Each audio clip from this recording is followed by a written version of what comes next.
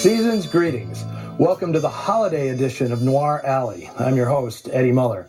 And today, I'm pleased as plum pudding to be stretching the boundaries of noir to bring you an unjustly obscure gem from an unlikely source. It's Cash on Demand, a 1961 offering from England's Hammer Film Productions. It's an ingenious heist film, a compelling character study, and a Christmas movie, all in one tidy package. Now, you hardcore fans taking to Twitter to complain this isn't film noir, hold the phone. 89 minutes from now, you're going to be saying this is one of the best things you've ever seen on Noir Alley. And you heard me right. This picture was made by Hammer Films, legendary for its torrential output of cinematic horror. Toward the end of the 1950s, Hammer started producing sexier and gorier updates of Universal's 1930s horror classics. The studio became known as the House That Dripped Blood. Films like The Curse of Frankenstein, The Mummy, and Horror of Dracula put a fresh and sanguinary spin on the moldy old monsters and made huge stars of Peter Cushing and Christopher Lee, who appeared in practically every Hammer horror movie. But by 1961, Cushing was itching to play something other than a mad scientist or vampire hunter. And that's when this project came along. Cash on Demand began as a 1960 ATV television play called The Gold Inside, written by New Zealander Jacques Gillies, who'd become a specialist at tales of claustrophobic suspense. This one spins out in real time.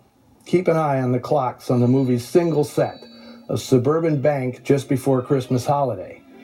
Gillies could have shared his story credit with Charles Dickens, since for all intents and purposes, Cash on Demand is a crime story version of A Christmas Carol.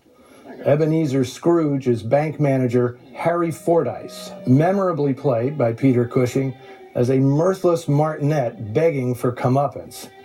Mr. Pearson, Fordyce's head clerk, or Clark, as the Brits would say, is the stand-in for overworked and underappreciated Bob Cratchit. Richard Vernon is aces in the part, as are all the supporting staff who have to weather the boss's condescension. I know we disagree about almost everything, that my way of looking at things irritates you. I am not in the least interested in your way of looking at things. You are here to concern yourself with banking, not personalities. But what makes Cash on Demand soar beyond its modest means is its funny and frightening variation on the Ghost of Christmas Present, a smooth operator named Colonel Gore Hepburn, who drops around the bank claiming to be a checker from the Home Office, springing a surprise inspection. And this dapper and dignified gent definitely has a surprise in store for the unflappable Fordyce. As Hepburn, Andre Morell's performance rates near the top of my list of charming movie villains. It is impossible to imagine anyone doing a better job with this character. I detest brutality. I want bank robberies to be smoother, more sociable. Cushing and Morell had a ball making this film. They'd worked together several times before, most memorably in Hammer's 1959 version of The Hound of the Baskervilles, in which Morell played a savvy Watson to Cushing's supremely snooty Sherlock Holmes. The tables are turned here, and the actors savor every wicked morsel of the droll but nerve-wracking script by David T. Chandler and Louis Griefer, which expands on Gillies' teleplay without adding any padding. The film is directed by Quentin Lawrence, who also did the original TV version. His only prior feature credit was another Hammer film, 1958's The Trollenberg Terror, known in the United States as The Crawling Eye, a cult favorite about aliens invading Earth from within a cloud in the Swiss Alps. Cash on Demand is a more down-to-earth entertainment. Lawrence had an intriguing route to the director's chair, which I'll talk about a bit more after the show. His work here is taut and efficient. He has the good sense not to get in the way of two actors at the top of their game. Sometimes with a foreign film, we have to come on and tell a sad story about how U.S. distributors mangled the original cut for the American market. But it's the opposite with this film.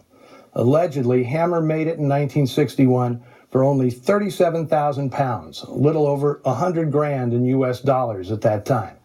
And although the studio intended to release it at Christmas, it apparently lost interest. Maybe it didn't cost enough to bother. But in the U.S., Columbia did release it at Christmas that year, and the picture enjoyed modest success and great reviews. Amazingly, Hammer sat on it for another 2 years, finally cutting a chunk out of it, and in 1963, tossing it into UK theaters on the bottom of double bills with Bye Bye Birdie. Shameful treatment of a terrific film and two great actors. Now, I personally want to extend a big thank you to Rita Belda, Vice President at Sony Entertainment, who made it her personal mission to rescue and restore this film.